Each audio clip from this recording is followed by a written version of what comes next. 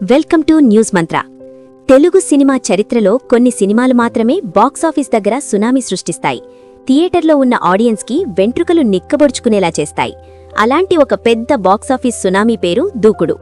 2011వ సంవత్సరంలో టాలీవుడ్ దగ్గర ఒక స్తంభన నెలకొంది. అప్పట్లో మగధీర సృష్టించిన ఇండస్ట్రీ హిట్ రికార్డ్స్ని అసలు ఎవరు బద్దలు కొడతారు, ఆ కలెక్షన్స్ని ఎవరు దాటుతారు అని మొత్తం టాలీవుడ్ జనమంతా కళ్ళు కాయలు కాచేలా ఎదురుచూస్తున్న టైంలో తేనెటీగలా ఎంటర్ అయ్యాడు మన సూపర్ స్టార్ మహేష్ బాబు.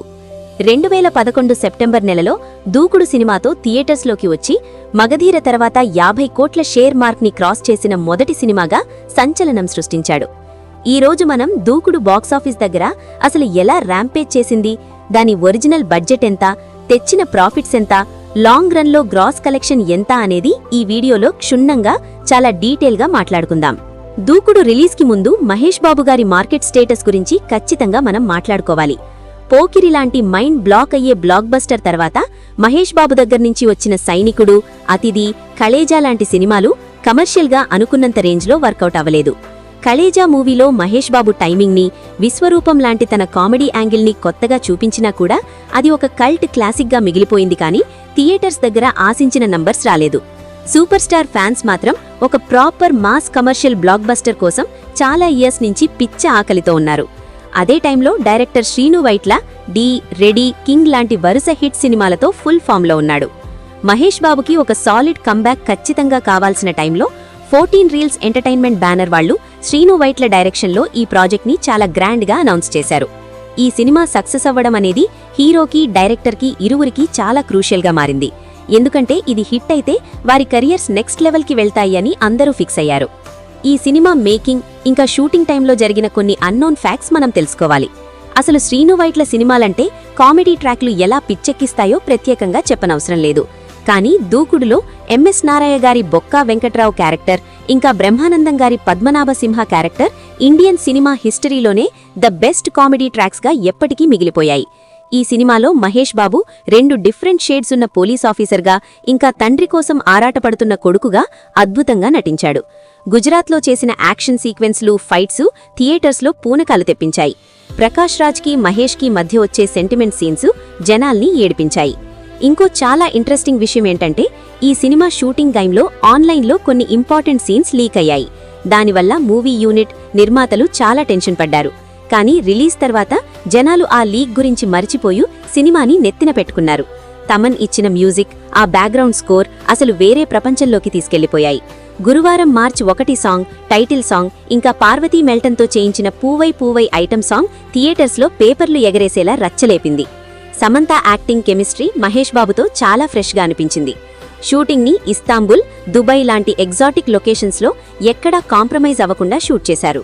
ఇక దూకుడు బాక్సాఫీస్ ర్యాంపేజ్ గురించి మాట్లాడుకుంటే డే 1 మార్నింగ్ షో నుంచే బ్లాక్ బస్టర్ టాక్ రావడంతో ఆంధ్ర, తెలంగాణ ఇంకా ఓవర్సీస్ సెంటర్స్ అన్నీ హౌస్ఫుల్ బోర్డులు పెట్టేశాయి. ఈ సినిమా బడ్జెట్ అప్పట్లో దగ్గర 35 కోట్లయింది. కానీ ఫస్ట్ వీక్లోనే ప్రొడ్యూసర్ పెట్టిన పెట్టుబడి మొత్తం తిరిగొచ్చేసింది. లాంగ్ రన్లో ఈ సినిమా అసలు రికార్డ్స్ మొత్తం తిరగరాసింది. 50 రోజులు, 100 రోజులు, 175 రోజుల లాంటి రన్ రికార్డ్స్ని చాలా థియేటర్స్లో సాలిడ్గా కొట్టింది. మగధీర తర్వాత 50 కోట్ల షేర్ మార్క్ని క్రాస్ చేసిన తొలి టాలీవుడ్ చిత్రంగా చరిత్ర సెట్ చేసింది. టోటల్గా చూస్తే దూకుడు లైఫ్ టైం షేర్ దగ్గర 77 కోట్ల పైన వచ్చింది. అప్పట్లో ఎవరికీ అందనంత ఎత్తులో ఈ సినిమా కలెక్షన్స్ ప్రభంజనం సృష్టించింది అని ట్రేడ్ పండితులు ఇప్పటికీ చెప్తుంటారు. ఇక వరల్డ్ వైడ్ గ్రాస్ కలెక్షన్స్ దగ్గరికి వస్తే 101 కోట్లు కలెక్ట్ చేసి టాలీవుడ్లో 100 కోట్ల గ్రాస్ క్లబ్లో ఎంటర్ అయిన బిగ్ ఫిల్మ్స్లో ఒకటిగా నిలిచింది.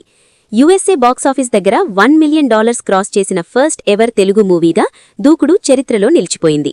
ప్రొడ్యూసర్స్కి ప్రాఫిట్స్ విషయానికి వస్తే ఇదొక జాక్పాట్ అని చెప్పాలి.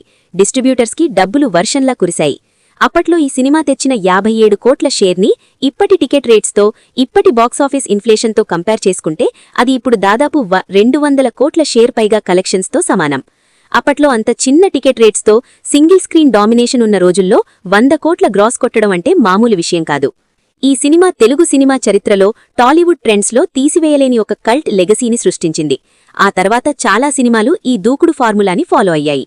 ఫస్ట్ హాఫ్ కొంచెం యాక్షన్, రొమాన్స్తో వెళ్లి సెకండ్ హాఫ్లో విలన్ బారిలోకి హీరో వెళ్లి బ్రహ్మానందం లాంటి కమేడియన్స్తో స్పూఫ్ కామెడీ రన్ చేయడం అనేది టాలీవుడ్ కమర్షియల్ సినిమాలకి ఒక పెద్ద బ్లూ ప్రింట్లా మారిపోయింది.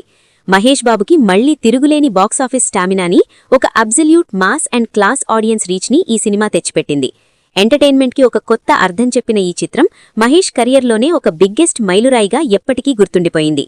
మైండ్లో ఫిక్స్ అయితే బ్లైండ్గా వెళ్లిపోతా లాంటి హీరో డైలాగ్స్ ఇప్పటికీ మన యూత్ డైలీ లైఫ్లో వాడుతూనే ఉన్నారు. సూపర్ స్టార్ క్రేజ్ని నెక్స్ట్ ఆర్బిట్కి తీసుకెళ్లిన ఈ మూవీ అసలు సిసలు ఇండస్ట్రీ హిట్ లాంటి మాస్టర్ పీస్. మరి అందుకేనే దూకుడు అంటే ప్రతి తెలుగు సినిమా ఫ్యాన్కి ఒక ఊపు, ఒక పిచ్చెక్కిస్తుంది. ఇప్పటికీ టీవీలో వస్తే మన పనులు పక్కన పెట్టి కూర్చుని కళ్ళు అప్పగించి చూస్తాం. మరి మీలో ఎంతమంది ఈ సినిమాని ఫస్ట్ డే ఫస్ట్ షో థియేటర్స్లో చూశారు? అసలు ఈ సినిమాలో మీకు నచ్చిన సీన్ లేదా ఫేవరెట్ డైలాగ్ ఏంటో కింద కామెంట్ సెక్షన్లో రచ్చరచ్చ చేసేయండి. దూకుడు నొస్టాల్జియాని మీరు కూడా ఎంజాయ్ చేస్తే ఈ వీడియోకి ఒక పెద్ద లైక్ కొట్టండి, మీ ఫ్రెండ్స్తో షేర్ చేయండి. ఇలాంటి ఇంకా చాలా మైండ్ బ్లోయింగ్ మూవీ ముచ్చట్ల కోసం మన న్యూస్ మంత్ర ఛానల్ని వెంటనే సబ్స్క్రైబ్ చేసుకోండి. మరో ఇంట్రెస్టింగ్ మూవీ స్టోరీతో మళ్లీ మీ ముందుకు వస్తా. అప్పటిదాకా సెలవు.